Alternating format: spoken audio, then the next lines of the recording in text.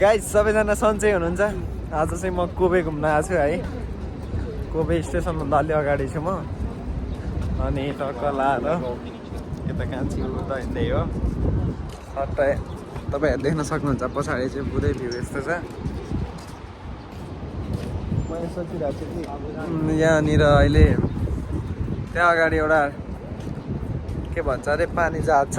त्यो पानी जहाज चाहिँ चढ्न खोजिरहेको छौँ होइन। त्यहाँ अगाडि छ। कस्तो लागिरहेको तिमीलाई? रमाइलो छ है। ठ्याक्कै आएर त्यही हो अहिले हामी चढ्ने भनेको नि त्यही हो होइन। चढ्नुपर्छ झ्याप्पा लाएर। साँझ साँझमा चाहिँ अलि हुन्छ नि त। हावापानी पनि राम्रो रहेछ कि अनि घुम्नलाई त नि मस्त ठाउँ रहेछ नि त।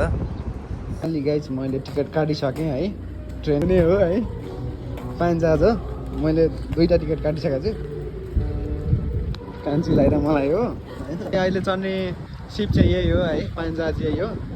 अनि 5 मिनट जति यो पुगेको हो पानी जहाज। कति बजी जान्छ अरे यो?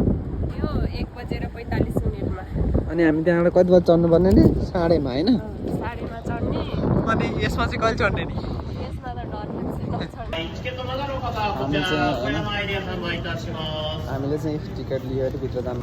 फाइनली भित्र छिरिसक्यौँ। फेसिलिटी त कति राम्रो हो। पछाडि हेर्नु त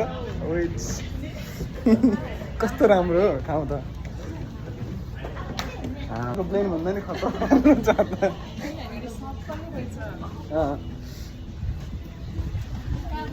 बाहिर अनि बस त हामी चाहिँ बाहिर आइसक्यौँ है।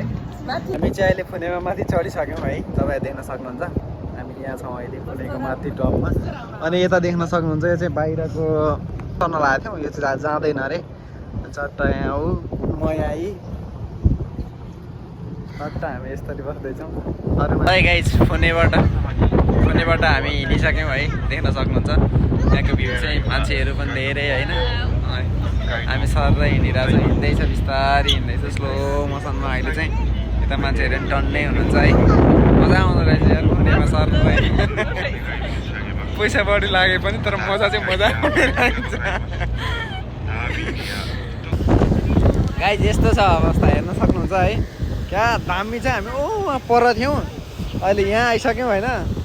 45 मिनट घुम्ने हो हुन चाहिँ।